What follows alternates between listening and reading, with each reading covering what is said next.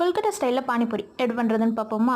இது செம்ம டேஸ்ட்டாக இருக்கும். கண்டிப்பாக ட்ரை பண்ணி பாருங்கள். இதுக்கு புதினா, கொத்தமல்லி, பச்சை மிளகா, மிளகாத்தூள், லைட்டாக தண்ணி ஊற்றி நல்லா அரைச்சி வச்சுக்கோங்க. இதை டேரெக்டாக ஒரு பாத்திரத்துக்கு ட்ரான்ஸ்ஃபர் பண்ணிவிடுங்க.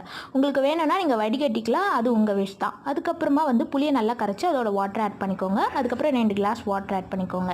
அப்புறம் உங்களுக்கு தேவையான அளவு சால்ட்டையும் ஆட் பண்ணிக்கோங்க. ஆஃப் லெமனை பிழிஞ்சு விட்டுக்கோங்க. ஆஃப் லெமனை சின்ன சின்னதாக கட் பண்ணி அந்த வாட்டரில் டேரெக்டாக ஆட் பண்ணிவிடுங்க. அப்புறம் வெங்காயம் பொடி பொடியாக நறுக்குனதையும் ஆட் பண்ணிக்கோங்க. இப்போ பார்த்தீங்கன்னா நம்மளோட வாட்டர் ரெடி.